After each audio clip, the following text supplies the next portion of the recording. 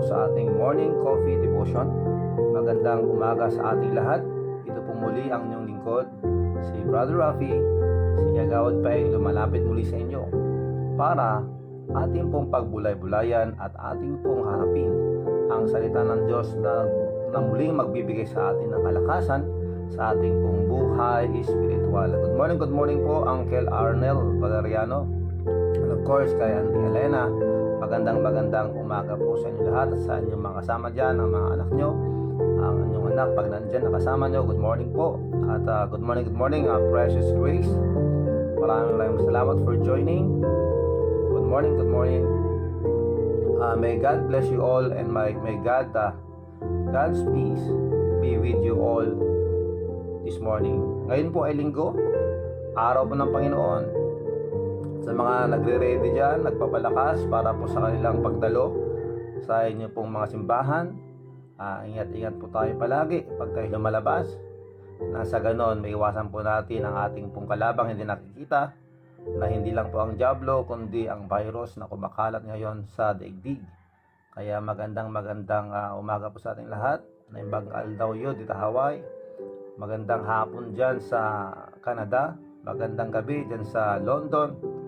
Magandang madaling araw o hating gabi dyan po sa UAE, dyan po sa Dubai, sa Qatar, sa Kuwait.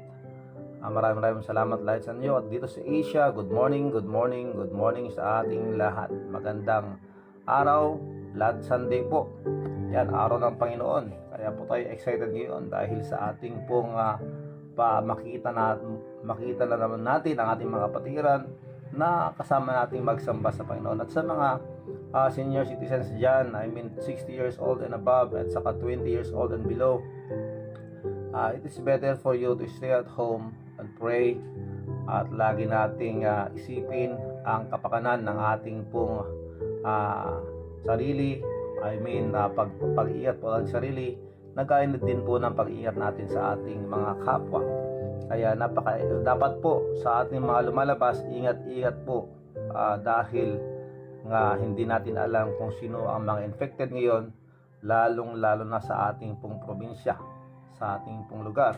At saan man kayo dako ng mundo naroon, ingat po tayo palagi. May God protect us with His power and His blood.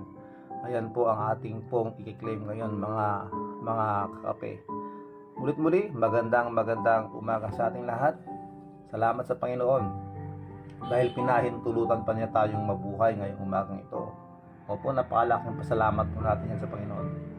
Dahil marami nga po mga natutulog na hindi po nagigising. Sana tayong lahat ay magpapatuloy at habang tayo binibigyan ng Diyos ng pagkakataon para magkakasama kahit man lang dito sa FB, gawin natin ang lahat kaparaanan para tayo po ay makapakinig ng salita ng Diyos. Dahil nga po sinabi ng Matthew 4:4 at Luke 4:4, man shall not live by bread alone. Pabalik na naman po tayo doon. This is a reminder to all of us that men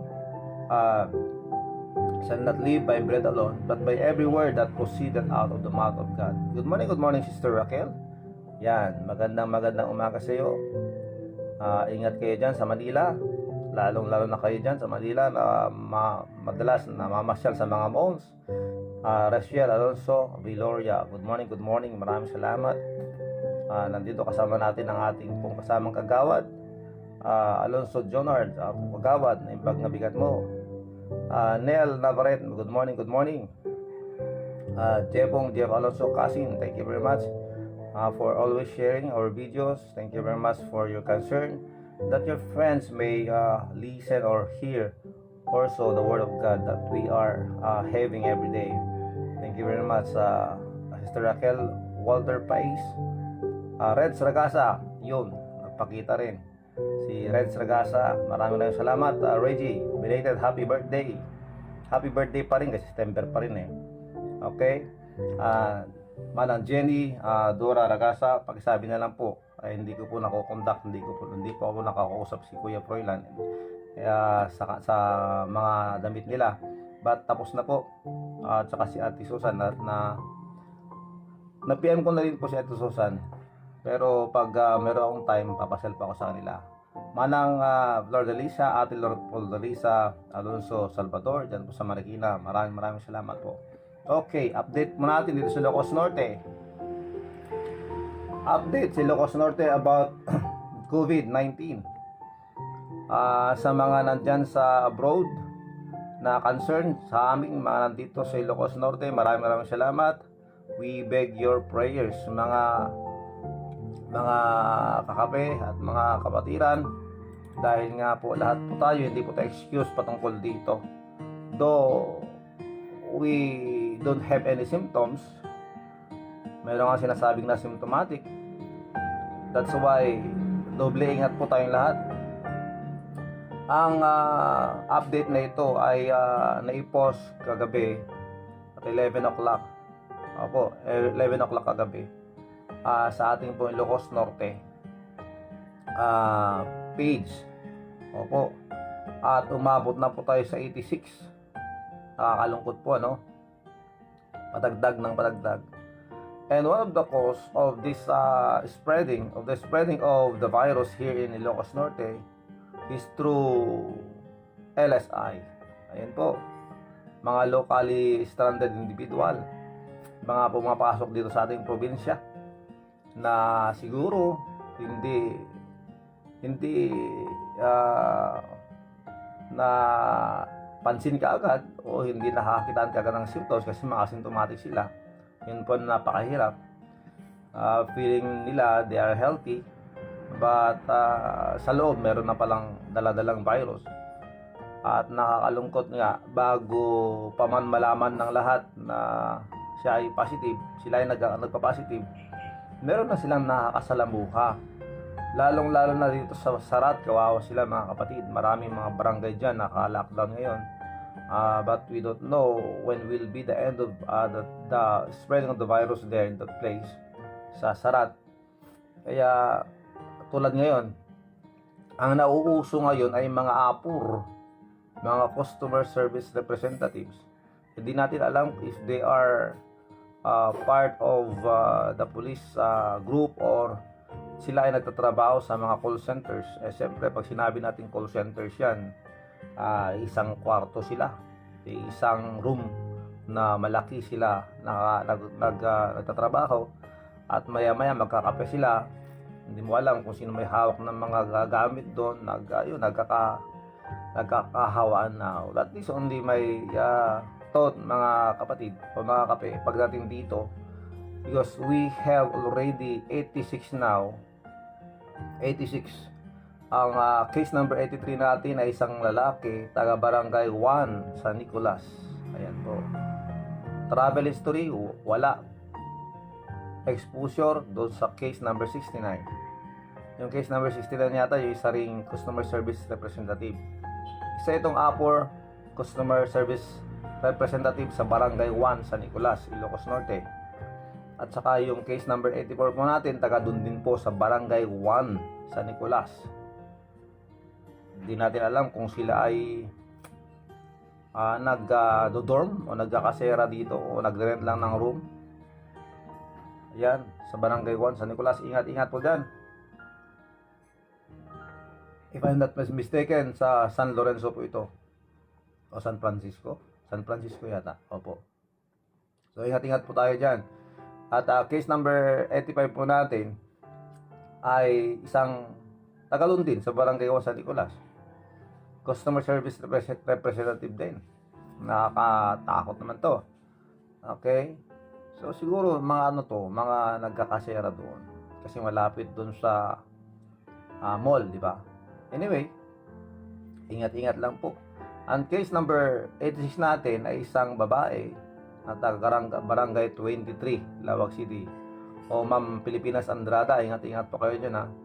Sinasabing 23 ito, baka iba na naman. Anyway, ayon sa ating pong nakatala na report po ng Province of Ilocos Norte, ito po ay taga barangay 23, Lawag City. Isa po itong LSI, Locally Stranded Individual. At meron pa pong isang update. Meron pa pong isang update galing po sa ating gobyerno sa province na mula ngayon, September 13 hanggang September 18. Maraming salamat Sir Benz Alpapara, Carla, sa update na ito.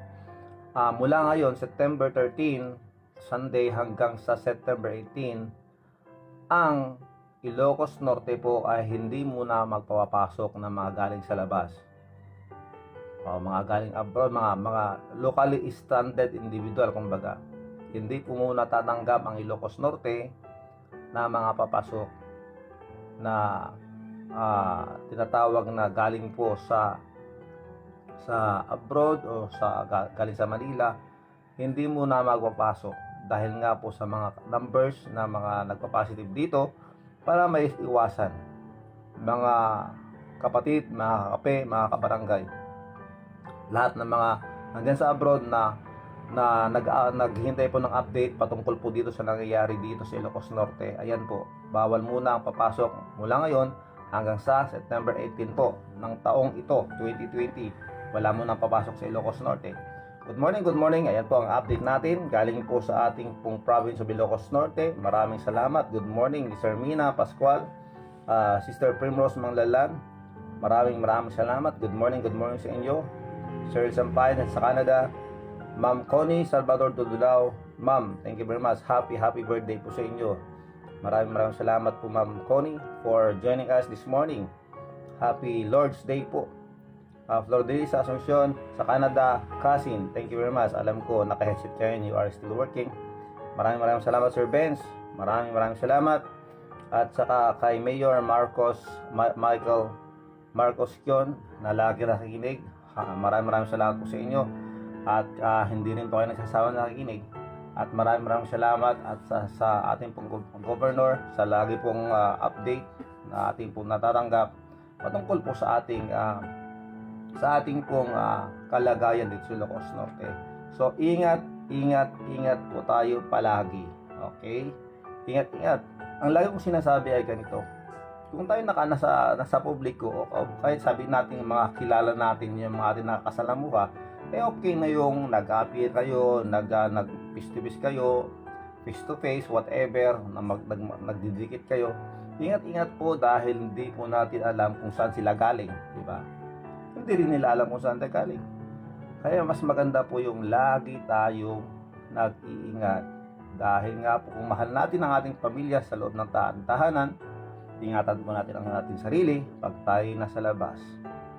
Yan po mga kapatid.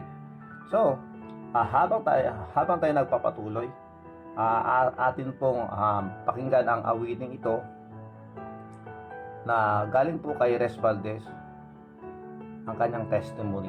Ito po.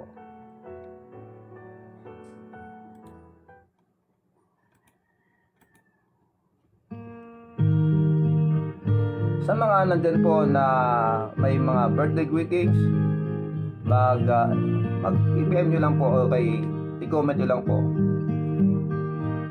Nang kita'y di pa nakikilala, Limbag na aldaw yun dito Hawaii, Manong Mael, Manong Torma. Nadaramang lagi ay kalungkutan, kabiguan, hirap at dusa. Nang ako'y lumapit sa iyo, isinuko ang lahat sa buhay ko. If you have a Bible with you, i-ready nyo rin po para pag gusto nyo mabuklatin, buksan sa mga talata na ating babasahin. Mas maganda po para kayo mismo ang makabasa. Aking awit, ito sa'yo'y aking ihahandog. Sa pag-ibig mong laging nadarama, dakila ka, O Diyos, purihin ka.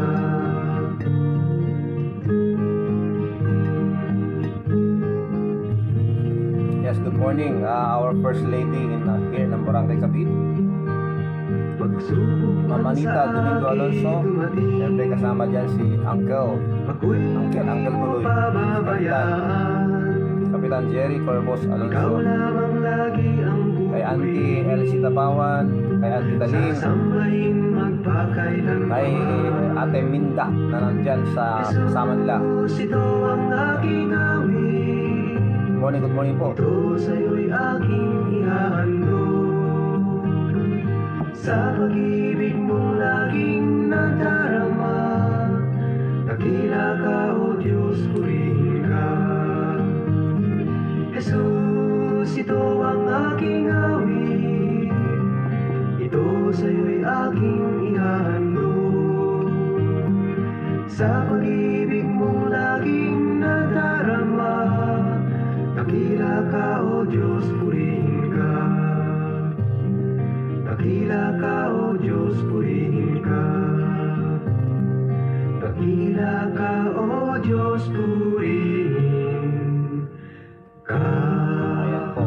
Jesus, ito ang aking awit. Ayan po ang pamagat ng awiting ito na inawit o kinanta ni Brother Res Valdez. Ayan po mga kakape. At natutuwa ko na dahil po sa ating pong pagsama sa ating morning coffee devotion. Natutuwa ako na nakikita ang yung mga palitan ng mga comments katulad po ni Cassie na Jenny Ragasa at saka ni Cas Flor de Liza Asuncion. Naging malapit sila ng dahil po sa ating pong programa. Kaya napakaganda po. Kaya sa mga nanonood ngayon at nakikinig, pwede niyo pong pwede po kayong mag-friend request sa mga nakikita niyo mga fellow listeners natin dito. Nang sa ganon, magkaroon po tayo ng tinatawag na update o kaya kumustahan at saka we can pray with one another. Tayo po ay bubuo ng mas malapit pa at mas maganda pang relationship sa bawat isa sa pamamagitan ng pagkukumusta sa bawat isa dahil we don't have the same experiences. What I'm telling is that iba-iba po ang naranasan natin sa mga lugar kung saan tayo, iba-iba pong klaseng problema. Kaya how I wish makakasama dito si President PTA President na naging kasama at naging kagawad din po ng barangay, si Jenny Duldulao. Kung kilala niyo po siya, invite niyo rito. Siyempre nandito rin si Pres Edwin Quiruga, nanonood din dito. Let us encourage one another. So as we continue on, tayo muna ay manalangin mga kakape. Manalangin po tayo. Our gracious Heavenly Father, we thank you very much, Lord, for this morning. We thank you for everything that you have done to us, for everything that you are doing in our lives. Maraming salamat po. Maraming salamat po sa buhay. Maraming salamat po sa pagbigay sa amin ng kalakasan at sa kalusugan. Truly, Lord, we don't know kung nasa sa amin na po ang virus o hindi. But because of your grace, maraming salamat po sa kalakasan at sa pagbibigay mo sa amin ng proteksyon. And if we have the virus, Panginoon, we are praying, Lord, that you may please let this virus be gone, Panginoon. And as we humbly pray, Lord, dinadalangin namin sa inyo, Panginoon, that you may please heal our land. We thank you very much, Lord, for your love. We thank you very much, Lord, for your concern to us. And we beg you, Lord, to please use this situation that all of us will become closer, will be closer to you. Dahil sa inyo lang po kami aasa sa aming pong kinabukasan. We don't know what will happen to us tomorrow, the next days, weeks, and months, or years. We don't really know. Kaya ngayong kami po ay binigyan nyo ng pagkataong mabuhay, that we may use our life. We may use our lives serving you. Ngunit muli, nilalapit po namin sa inyo ang mga kapatirang mayroon po mga dinadalang problema ngayon. And some what they don't know what to do. They don't know where to go, to ask for help, to join them, to bear with them. We pray, Lord, that you may please, Lord, please, send them your arms, your hands, your hands. Inadalanan sa Panginoon that you may please comfort them and show them the way, show them the answer of the problems, of the questions. Maraming salamat po sa pagkakataong ito na kami po ay nakalalapit sa inyo kahit anong oras. For you told us from your word that when we ask, you are always there listening. Ask and it shall be given you. Knock and the doors shall be open unto you. Seek and you shall find. Yan po ang sinabi niyo, Panginoon, at nagagalak po kayo na ang inyong mga anak ay lumapit sa inyo sa pamamagitan ng panalangin. For we don't know what to pray, but because of the Holy Spirit, because of you, Lord, the Holy Spirit will teach us into all truth.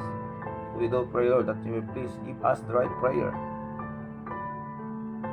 especially the salvation of the souls. Yan po ang inyong kalooban. As you have said, you are not willing that any should perish, but that all should come to repentance. Kaya sa oras na ito, Panginoon, we do pray that you may please help us. Bless us, O Lord. Use us to spread your word. Use us that we may be a blessing to others. Sa mga nagluluksa pa o sa mga nalulungkot na may kapighatian dahil po sa mga nangyayari sa kanilang buhay, katulad po ng Thomas family, Alonso clan, we pray, Lord, that you may please comfort them. Opo, wala na po sila.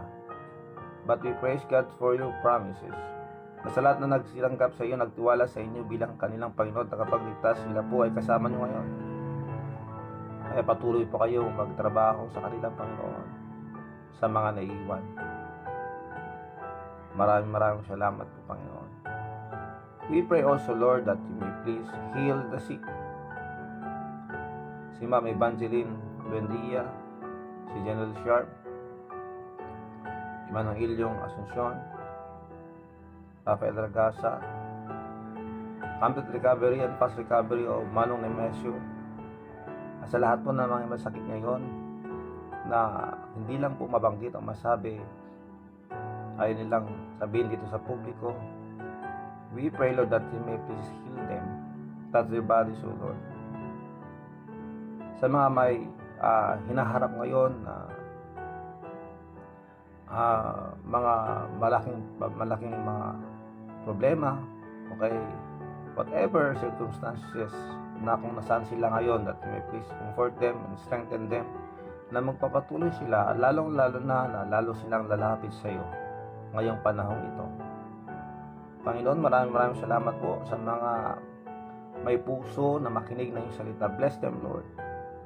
Yes, we need you. We need your word.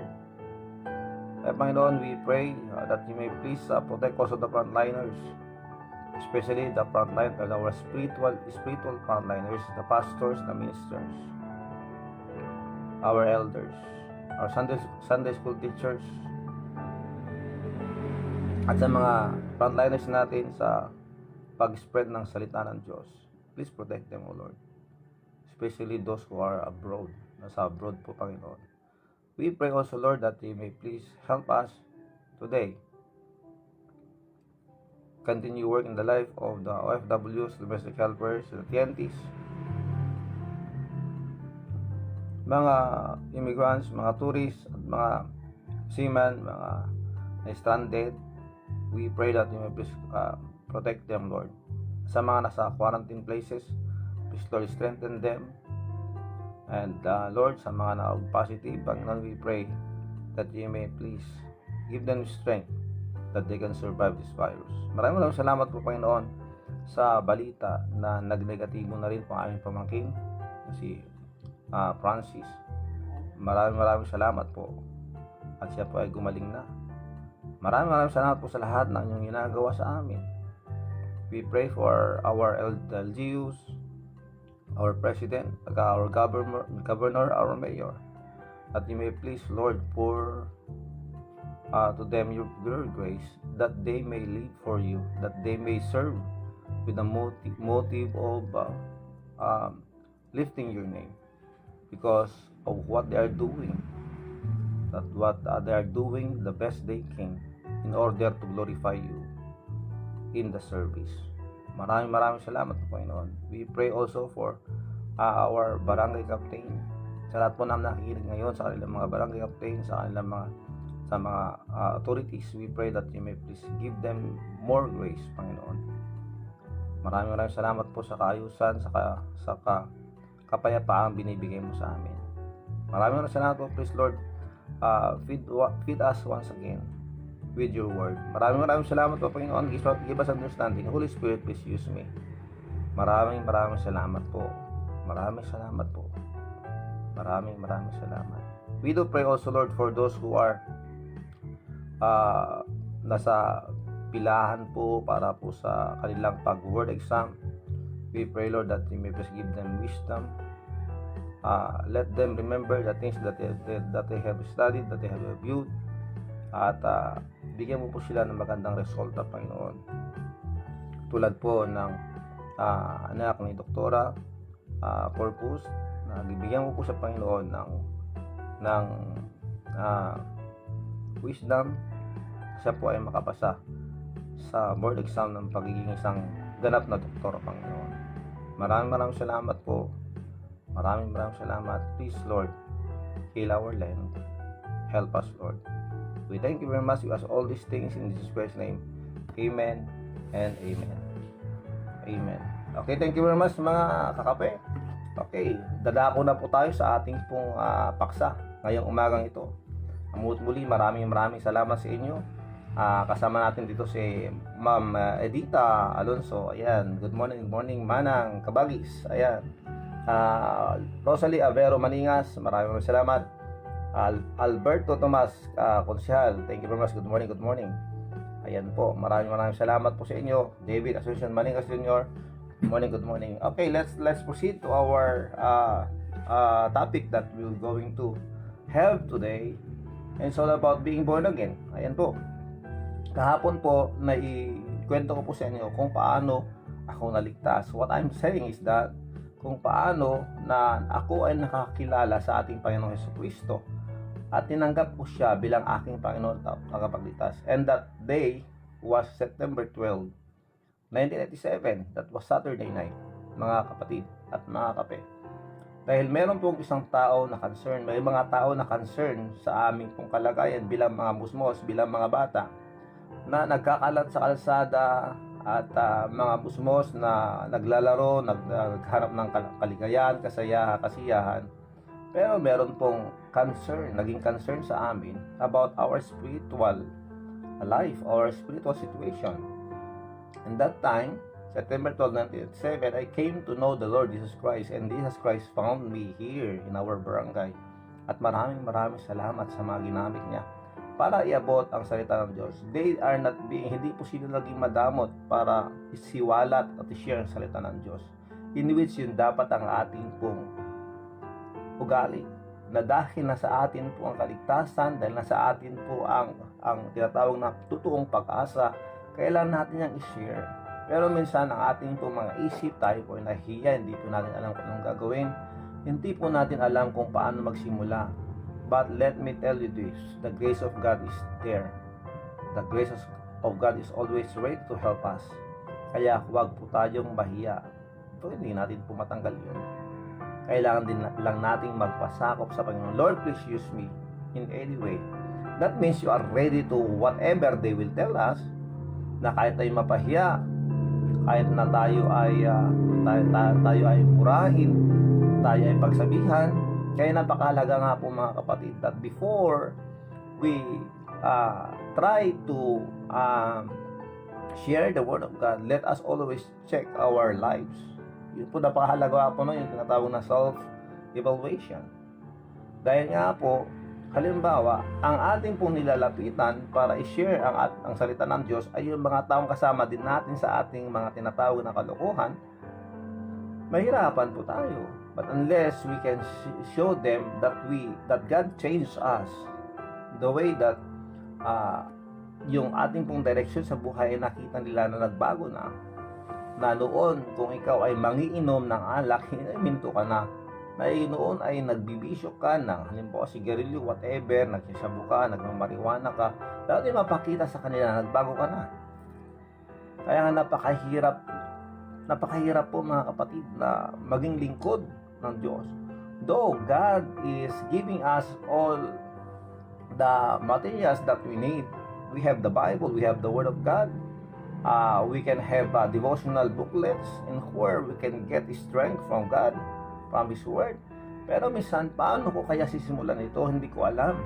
That's why it is very important for us to see ourselves, to check ourselves, to evaluate ourselves kung tayo ba ay may tinatawag na totoong pagbabago sa ating buhay in where we can prove that really God is in us. Ayan po mga kapatid. That's why the Lord Jesus Christ said in the Bible, work out your own salvation with fear and trembling. Ano ibig sabihin nito? Ipakita natin na tayo ligtas sa pamamagitan ng pagiging careful sa lahat ng ating mga ginagalaw o sa ating mga ginagawa. That means kailangan po natin dito yung fear of the Lord. Anong ibig sabihin ng fear of the Lord? What is the meaning of it? And that is what we call awareness. Awareness that God is always there watching us. That awareness that God is always there looking at us sa lahat ng ating ginagawa. So kung alam natin na yung ating pong landas ay patungo sa lugar, sa daan papunta sa ating ginagawang kalukuhan or whatever na masama na gawain, mag-repent po tayo yan, tumalikod po tayo yan, at pumunta po tayo sa kalooban ng Diyos. Dahil nga mga tao po tayo, mga kapatid, there's a question like this. Paano yan, brother? Paano yan, pastor? Nung tinanggap ko si Jesus, at totoo namang tinanggap ko siya at nanampalataya ako sa Kanya, tinanggap ko siya bilang aking Panginoon at Tagapagligtas. And His promise na totoo ay binigay niya sa atin that time. Because when we know that we are serious, totoo, ang ating pong naging desisyon that time ay totoong-totoo, galing po sa puso, na na-realize natin that we are sinners, tayo po ay makasalanan, at karapat dapat lang tayong maparusahan sa impyerno. Pero dahil sa grace at sa awa ng Panginoon, sa biyaya ng Diyos, tayo po ay nang niligtas nung tayo ay nagsipagsisi sa ating mga kasalanan at tinanggap natin ang Panginoong Diyos, Panginoong Jesucristo bilang ating Diyos, Panginoon at sariling tagapagligtas. Ngayon mga kapatid, nung time na yun na tayo nagsinanggap sa Kanya, ginawa din ng Diyos ang Kanyang pangako. Ang pangako niya sa atin, we will never perish, we shall not perish. God will not let us perish because according to His word, God gave us eternal life. Yan po ang napakaganda mga kapatid. Binigyan po tayo ng buhay ng walang hanggan, and that life that we have received, na nanggagaling po sa Kanya ay nasa sa atin, nananahanan na sa atin, because as we receive the Lord Jesus Christ and He is the life, because Jesus Christ said, I am the way, the truth, and the life. No man cometh unto the Father but by me. That is what Jesus Christ said. That is what Jesus Christ told His disciples that time. And we can claim that because He is truly the way, the truth, and the life. And when Romans 6:23 said, ito yung sinasabi mga kapatid, but the gift of God is eternal life through Jesus Christ our Lord. So nung tinanggap natin si Jesucristo na siya ang buhay, sa Kanya ang buhay na wala hanggan, nasa atin na rin ang buhay na wala hanggan, at ito ay pangako ng Diyos. And we have that already as we are still living here on earth. But we can enjoy that eternal life after the end of this life. What I'm saying is, darating tayo sa pagkakataong sa panahong tayo ay papanaw sa mundo ito. But, there and then, magsisimula ang tinatawag na pag-enjoy natin sa buhay na walang hanggan na binigay sa atin ng Panginoon. And that is His promise. di ba? So we can hold on His promise because according to Titus 1:2, lagi kong sinasabi sa inyo to. Dahil nga mga kapatid, napakahalaga na lagi nating maririnig at laging mapaalalahanan sa mga pangako ng Diyos na sinabi, in hope of eternal life which God that cannot lie promised before the world began. Napakaganda ng promise ng Panginoon, mga kapatid, ang promise na buhay ng walang hanggan. Ang mali lang nito minsan, mga kapatid, hindi po tayo marunong magpasalamat sa ginawa ng Diyos sa buhay natin. O tinanggap ko ang Panginoon, I am saved, I will go to heaven when I die, kahit anong mangyari sa akin, pumunta ako sa langit.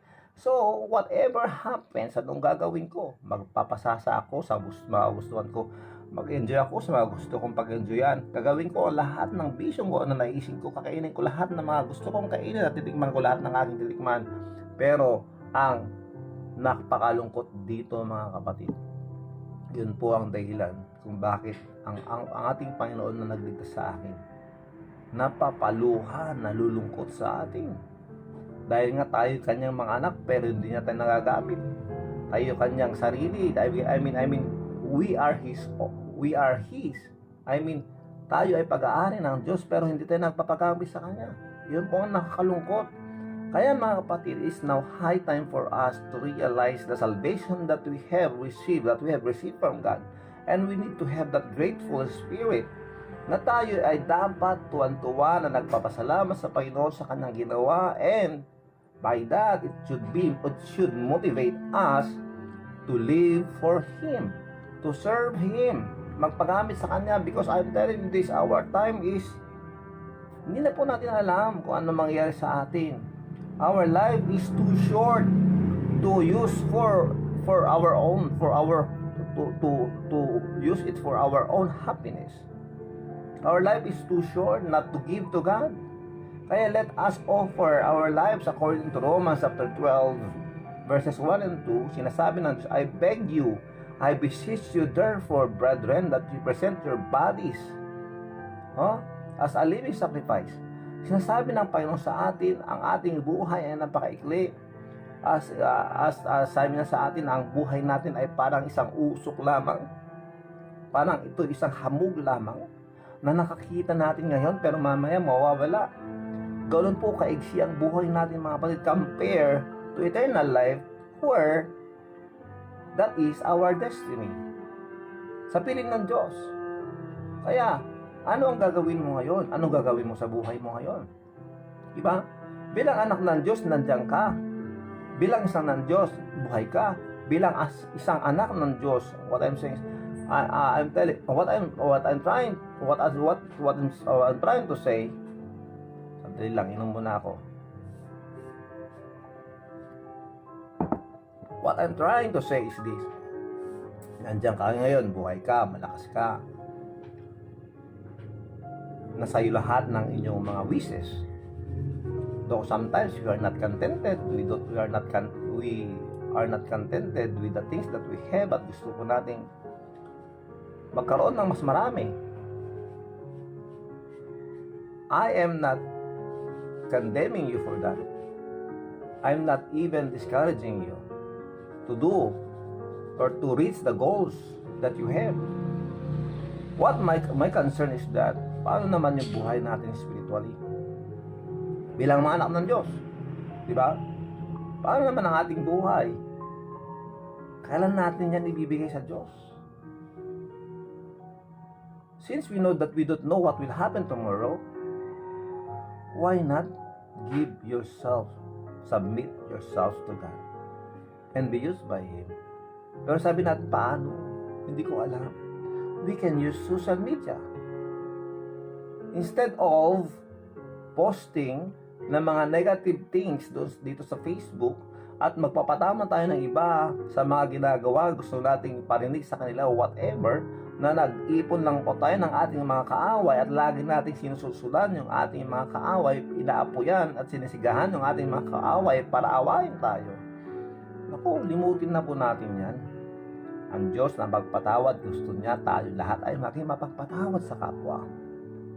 Huwag natin sayangin ang ating buhay na merong puot sa ating puso. Huwag po natin sayangin ang ating buhay na binigay sa atin ng Diyos.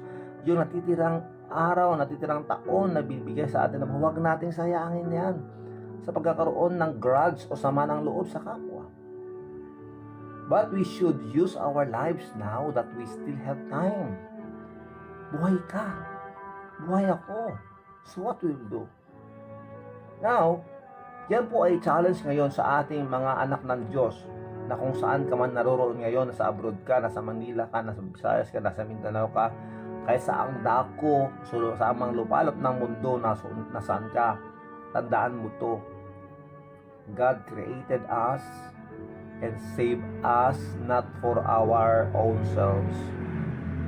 God created us, God made us, God saved us to serve Him, for Him. Yan po ang dahilan, mga kapatid, according to Colossians chapter 1 verse 16. God created us for Him. And according to Revelation chapter 4 verse 11, God created us for His glory, to please Him. To please Him. So paano matutuwa ang Diyos sa ating buhay? Ano ang dapat natin ginagawa para matuwa ang Diyos sa ating buhay? Christians, yes, I'm talking to you as Christians. Maybe this is a rough talk, mga kapatid, but I am very honest na ako po ay nalulungkot na maraming mga Kristiyano ngayon nagtutulog-tulugan o nagtutupatulog-tulog sa kanilang mga responsibilidad sa pamilya ng Diyos. Na ang ating responsibilidad ay ang pag-spread ng salita ng Diyos. And we are too concerned about the things of this world. Where are the Los Benos?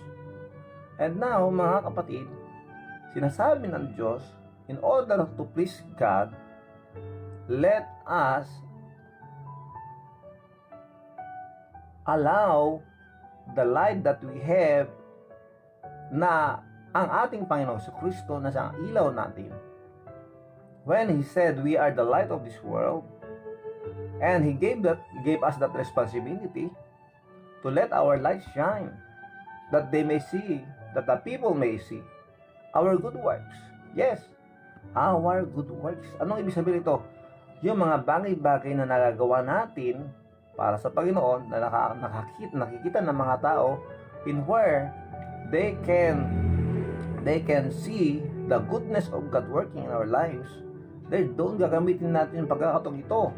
Dahil as they see changes in our lives, sila po ay mabe-bless, and they will come to you and ask for the hope that we have, and that's the time for us to share to them. Kapatid, kaibigan, ako ay binago ng Diyos, salamat sa Kanya, at gusto ko rin itong maranasan mo.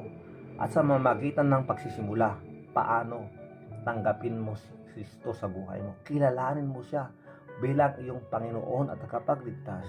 Dahil nga pag hindi natin siya tinanggap, according to what the Bible says, we are all sinners. Tayo ay mga anak ng Diyos. Pero dahil sinabi niya ito, dahil tayo ay makasalanan, sandali lang po, yun po ang gusto natin sabihin sa kanila. Ipakilala natin si Kristo sa kanila. Dahil nga po, pag hindi natin tinanggap si Kristo, pag hindi natin tinanggap si Kristo at tinanggap siya bilang atin sa kanilang Diyos at sariling tagapagligtas, the Bible says we are all sinners and we will be punished, we will be thrown, God will cast us into the lake of fire. So, ano ang hope natin? Ang hope natin ay walang iba kundi ang Panginoong Kristo. So, yun ang pakilala natin sa kanila. Pasalamat sa Panginoon dahil mahal na mahal Kanya at mahal na mahal na tayong lahat, at binigay niya ang Kanyang bugtong na anak at siya ay namatay para sa atin. At ang kailangan mo lang gawin bilang ang Diyos, ginawa na niyang lahat, atin po siyang tanggapin sa ating buhay. And that's what we should do, mga kapatid. Yun ang dapat natin gawin at ipakilala si Kristo sa buhay nila. And now, that is a challenge for us Christians today. Now, gusto ko lang pong linawin at ipaalam sa inyo, gaya ng nasusulat sa Biblia, na ang isang tao ay napakahalaga na malaman niya na siya ba ay na-born again na o hindi pa. Yes, lagi natin narinig yan. Meron mga tinatawag na born again religion, di ba? But I am not saying that I am in the born again religion, but I do believe that a person should be born again in order for him or for that person to be saved. At yan na pag-usapan natin kahapon. You can go back to our lesson yesterday.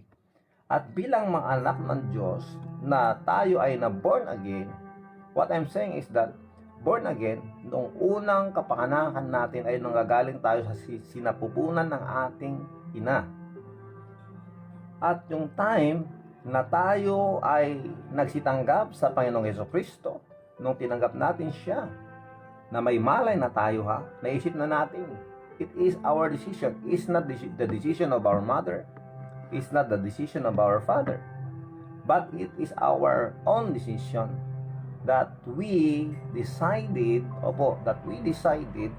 to accept the Lord Jesus Christ, to receive Him as our Lord and Savior. Because we have learned that we are all sinners. Tayo po ay makasalanan at tayo ay mapaparusahan sa impyerno. That's why we decided to accept the Lord Jesus Christ, to believe on the Lord Jesus Christ, according to what the Bible says in Acts chapter 16 verse 31, believe on the Lord Jesus Christ and thou shalt be saved. Yan po ang sinasabi ng Diyos. So, ang tanong, mabanghawakan ba natin ang salita ng Diyos? Can we hold on to His promises? Are His promises sure? Siyempre po, dahil Diyos siya, hindi siya nagkakasala. Hindi po siya nagsisinungaling according to Titus 1:2, di ba? So, since God promised us that He will save us and give us eternal life, the time that we accepted Him and received Him by faith, nasa sa atin na yon. And that is why we thank God so much. And we need to give our lives to Him. Kaya mga kapatid, yun ang lagi nating pakatatandaan. At ito ang magandang balita, mga kapatid. Babasahin ko po sa inyo. Matthew chapter 1, Hebrews chapter 7, verse 25. Pero nabanggit ko na rin yung Matthew chapter 1, itong sinasabi ng Matthew chapter 1, verse 21. And she shall bring forth a son. Oy, ito na po. Ito na yung nabuntis si Maria. September na ngayon. Merry Christmas po. And she shall bring forth a son, and shall call his name, and thou shalt call his name Jesus. For he shall save his people, people tuloy. Ulitin ko po, kasi inaano yung ating pong bibig. For he shall save his people from their sins. Yan po si Jesus. He will save us from our sins. That's what stated sa Matthew chapter 1 verse 21, and that is the word of God. Hebrews chapter 7 verse 25, ito mo sinasabi, wherefore he is able also to save them to the uttermost that come from God by him. Ulitin ko, wherefore he is able also to save them to the uttermost that come unto God by him, seeing he ever liveth to make intercession for them. Dahil sa atin si Hesus Kristo, siya ay laging namamagitan sa atin. Yan po, napaganda nun. Revelation chapter 3 verse 20. Behold, I stand at the door and knock. If any man hear my voice and open the door, I will come into him and will sup with him and he with me. That is the promise of God. Sa lahat po ng kumakatok sa kanyang si Kristo pa ay kumakatok sa ating mga puso, sa ating buhay.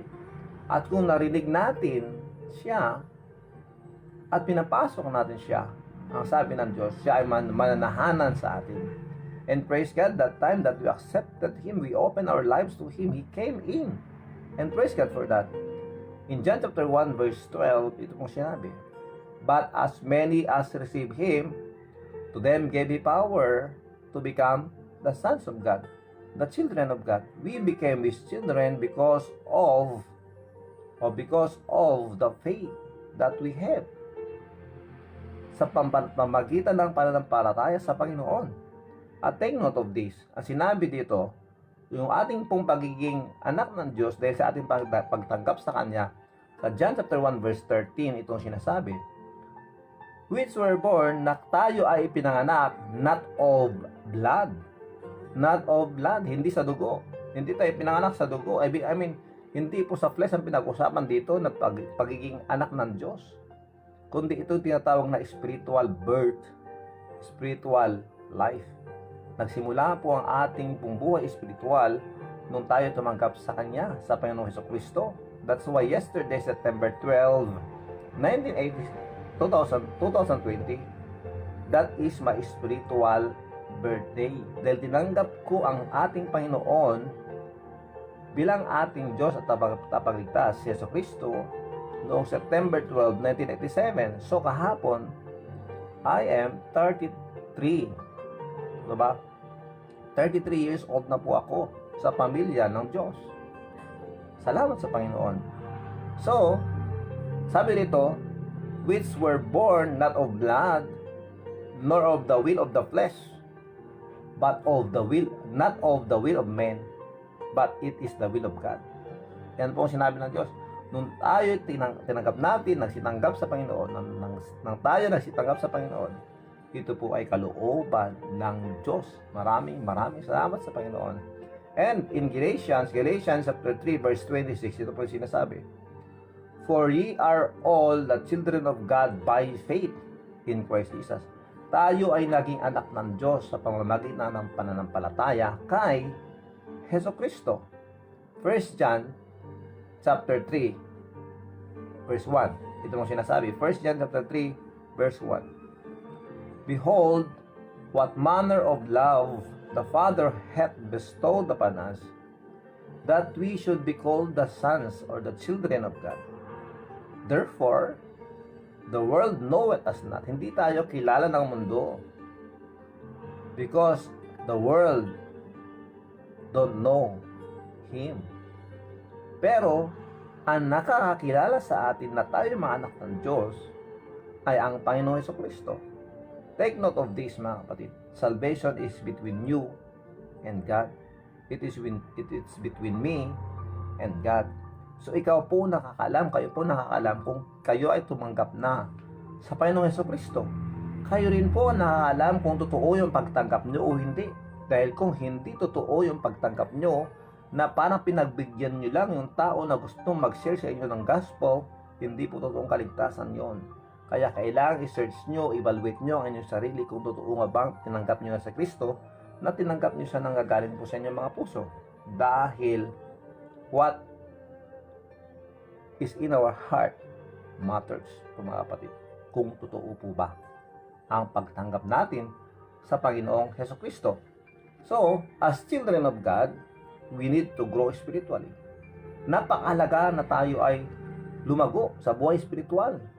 And by that, masisimulan na po nating maglingkod sa Panginoong Hesukristo. Little by little, padagdag ng padagdag yung ating mong kaalaman sa salita ng Diyos.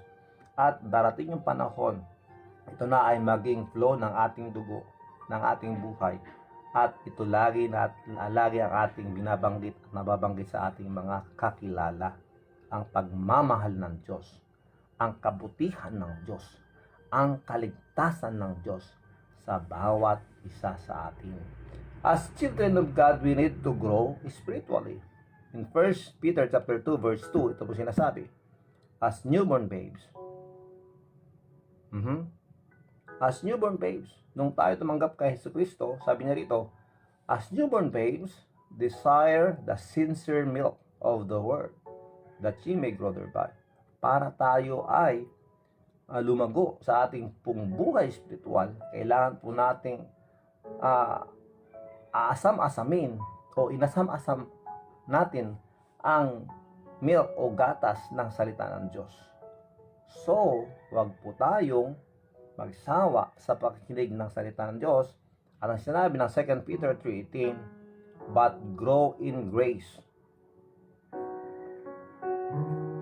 Alam niyo, pag narinig ko yung tugtog na yan in His time, parang sinasabi niya sa akin, hoy, oras na para tapusin niyo na yung programa. Palaging ganyan eh, oh. Diba?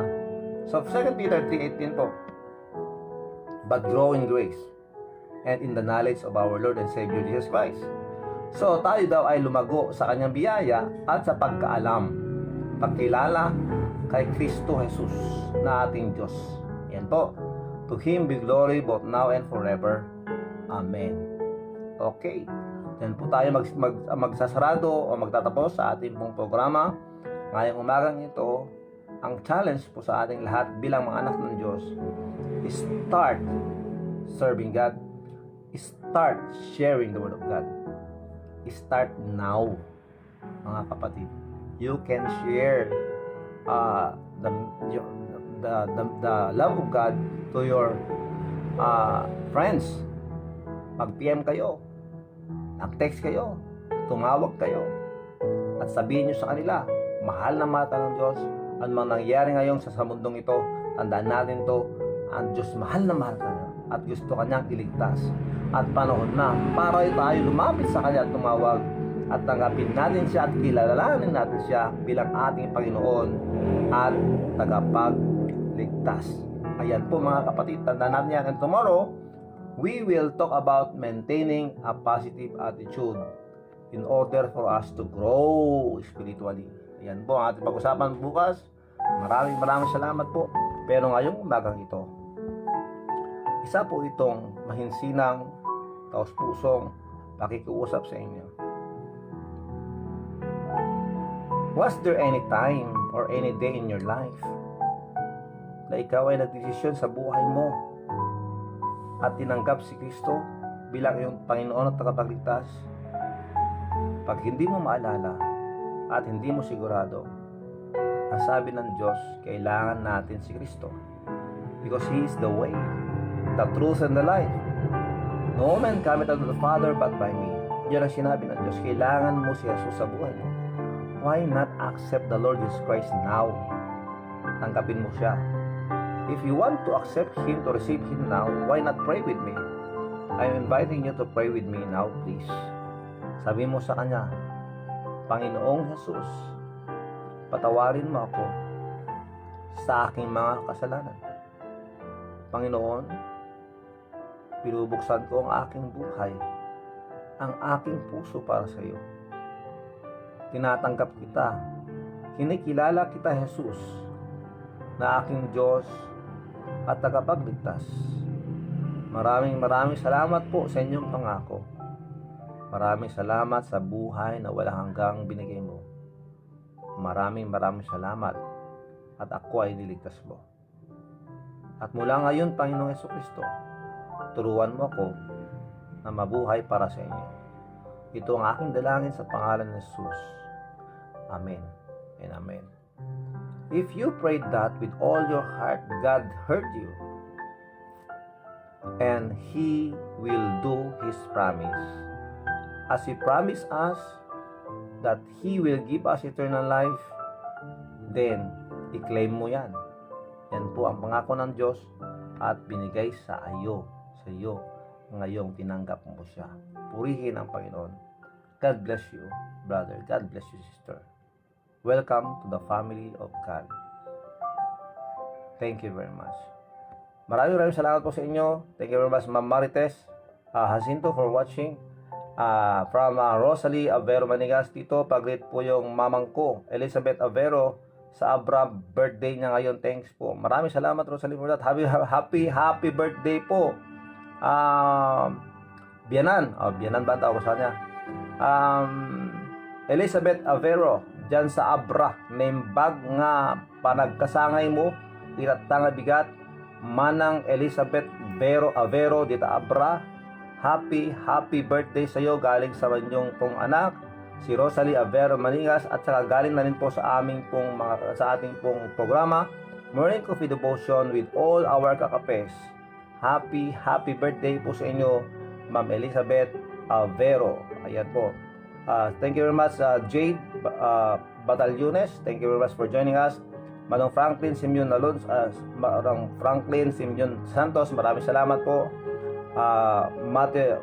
Materos Reyes Balanay, thank you very much. 28 Baka Rodelia, Sister Rodelia, thank you very much. Ma'am Julie Natividad Viloria Colbert, good morning po, maraming salamat. Manang Ederlina Alonso, God bless you po with your family. Lay M. Kana, thank you very much, good morning, maraming salamat. And watching from Hong Kong, si Lay M. Kana, maraming salamat po. Felomina PJ, good morning, thank you very much. Edeline Garma Alonso, yes, thank you very much. At Ma'am Nena Amayon, thank you very much po. Nasa abroad po yata si Ma'am Nena.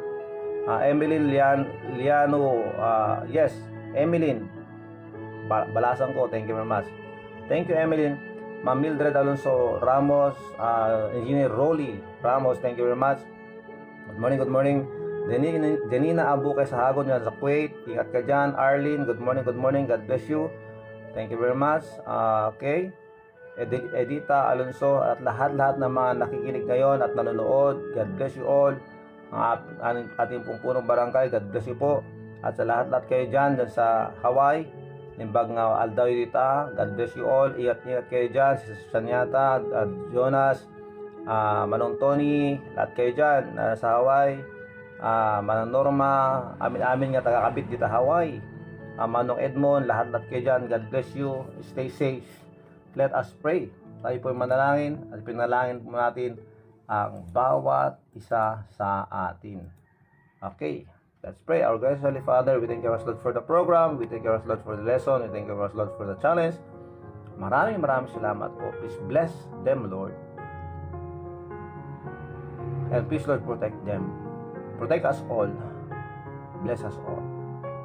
Maraming salamat po, Panginoon, sa pag-aawat ito na kami po makalapit muna sa inyo. And we pray, Lord, that you will please continue protect us. Maraming salamat po. Maraming salamat sa lahat ng inyong ginagawa sa aming buhay. Mulit-muli, Panginoon, kayo po ay humihingi ng kapatawaran sa aming po nagawang kasalanan. Maraming salamat po, Panginoon, sa inyong pagmamahal. Bless us all, O Lord. And please bless ang magbe-birthday po ngayon, si Ma'am Elizabeth Avero, nandiyan po sa Abra. Please, Lord, bless her with good health and protect them, Panginoon. We bless their family. Maraming salamat po sa lahat ng mga kasama namin ngayon. Please patuloy po kayong magtrabaho sa amin that we may be used by you, especially in spreading your word. Maraming salamat po. Ito po ang dalangin sa pangalan ni Jesus. Amen. Tutukan po natin ng kanta, birthday song, si Ma'am Elizabeth Alvero. Happy birthday po sa inyo. Balae ba ang tawag doon? Happy birthday, maligayang bati sa iyong kaarawan. Happy birthday, Happy birthday, Ma'am Elizabeth Alvero, dyan po sa Abra. At saka sa mga magbe-birthday dyan, happy birthday sa inyo. Sa lahat ng nag-birthday September, happy birthday. At mga magbe-birthday pa, happy birthday sa inyo. God bless you all. Happy birthday, maligayang bati sa iyong kaarawan. Happy birthday to you.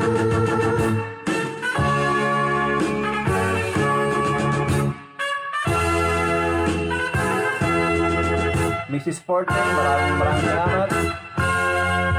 Ma'am Memi Aljan, maraming salamat. Good morning po. Happy Ibang oras po. birthday. Ano ang handa mo sa iyong kaarawan? Happy birthday. Nawa'y pagpalain ikaw. Ma'am Marites Jacinto, dyan po sa labas. Kita po tayo mamaya. Happy birthday to Pag-pray niyo ako, you. punta ako sa labas mamaya. Happy birthday to Doon ako you. mag-wish after our Sunday school sa church. Handaan, bibingka at puto. May kape at soft drinks. May litson, pansit, bihon. Happy Happy birthday! birthday, kombidado ang may baon. Ay naku,